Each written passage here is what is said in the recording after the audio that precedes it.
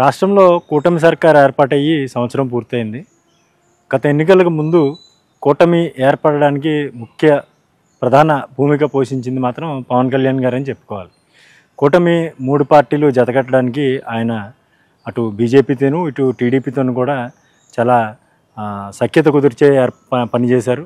చివరికి పోటీ చేసిన పరిస్థితి 3 పార్టీలు కలిసి పోటీ చేసిన పరిస్థితి చూసాం.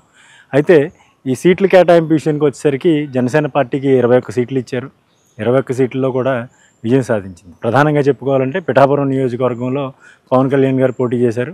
చాలా భారీ మెజారిటీతో అక్కడి నుంచి విజయం సాధించారు. అంటే 2019 ఎన్నికల్లో పరిస్థితి చూస్తే తెలుగుదేశం పార్టీ, బీజేపీ, జనసేన కూడా విడివిడిగా పోటీ చేశాయి. విడివిడిగా పోటీ చేసిన క్రమంలో పవన్ కళ్యాణ్ గారు 2 చోట్ల నుంచి పోటీ చేశారు. భీమవరంతో పాటు గాజువాక 2 నియోజకవర్గాల్లో కూడా ఘోరంగా ఆయన ఓటమి పాలైన పరిస్థితి చూసాం. అయితే 2024 ఎన్నికలు వచ్చేసరికి పరిస్థితి పూర్తిగా మారిపోయింది. వైసీపీ ప్రభుత్వంపై ఉన్నటువంటి వ్యతిరేకత 3 పార్టీలు జతకట్టిన నేపథ్యంలో భారీ అంచనాలు, భారీ మెజారిటీతో కూడా భారీ సీట్లను కూడా సాధించిన పరిస్థితి మనం చూసాం. అయితే ఎన్నికల్లో విజయం సాధించిన తర్వాత పిఠాపురం నియోజకవర్గం ఒక్కసారిగా వార్తల్లోకి ఎక్కింది.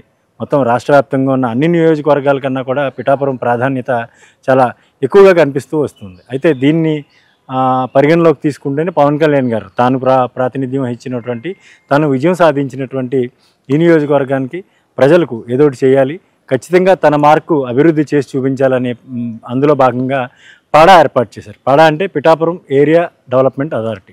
జనరల్గా మనం అర్బన్ డెవలప్మెంట్ అథారిటీస్ చూస్తూ ఉంటాం, కానీ ఇది ఏరియా డెవలప్మెంట్ అథారిటీగా పిఠాపురంని ఆయన గుర్తించడమే కాదు, దానికి సంబంధించి ఒక బోర్డు అంటే ఒక కమిటీని ఏర్పాటు చేయడం జరిగింది. దాదాపుగా ఈ యొక్క ఏదైతే పాడా ఉందో, పిఠాపురం ఏరియా డెవలప్మెంట్ అథారిటీ ఉందో, దీంట్లో 19 మంది సిబ్బందితో ఒక టీంని కూడా ఆయన ఏర్పాటు చేయడం జరిగింది. కానీ తీరా గ్రౌండ్ లెవెల్లోకి వచ్చేసరికి కేవలం 11 మంది ఎంప్లాయీసే సంవత్సరం నుంచి కూడా పనిచేస్తూ ఉన్నారు.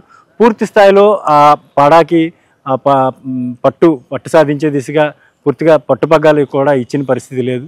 పూర్తిగా పిఠాపురం నియోజకవర్గం డెవలప్మెంట్ కోసం ఏర్పాటు చేసినటువంటి ఈ యొక్క పాడా ఏదైతే ఉందో, పాడాకి పూర్తిగా ఫ్రీడమ్ ఇచ్చిన పరిస్థితి కనిపించట్లేదు. ఎందుకంటే 30కి పైగా ఉన్నటువంటి ప్రభుత్వ శాఖలు పూర్తిగా పాడా ఆధీనంలోకి రావాలి. ఆధీనంలోకి వచ్చిన తర్వాత అక్కడ చేసేటువంటి ప్రతి పనికి కూడా పాడా అప్రూవల్ ఉండాలి. అప్రూవల్ ఉండే దిశగా ఏర్పాట్లు చేశారు. కానీ ఒక ఐఏఎస్ అధికారిని నియమించాలి, పాడా ప్రాజెక్ట్ డైరెక్టర్గా నియమించాలనేది ముందు ఉన్న ప్రతిపాదన.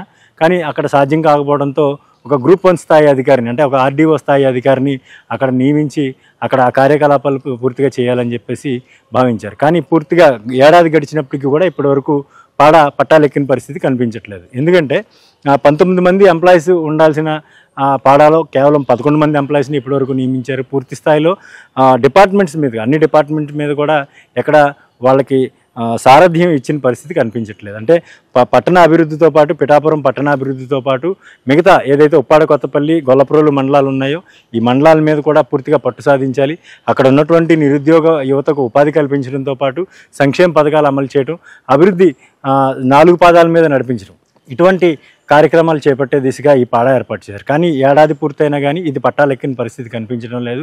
మరోవైపు చూసుకుంటే పవన్ కళ్యాణ్ గారు దీని మీద దృష్టి ఏమాత్రం సారించారు అనే దాని మీద కూడా ఇప్పటివరకు స్పష్టత లేదు. ఎందుకంటే సంవత్సరం పూర్తయిన నేపథ్యంలో ఈ పాటికే అక్కడ కొన్ని పనులు, ఆయన మార్క్ పనులు కనిపించాలి, ఆ పనులు కూడా కనిపించలేదు. మరోవైపు గొల్లప్రోలు, పిఠాపురంకి సంబంధించి ఏలేరు కాలువతో పాటు సుద్దగడ్డ వాగు పొంగితే మాత్రం అక్కడ వరద అటు పొలాలతో పాటు కాలనీలను కూడా ముంచెత్తే పరిస్థితి ఉంటుంది.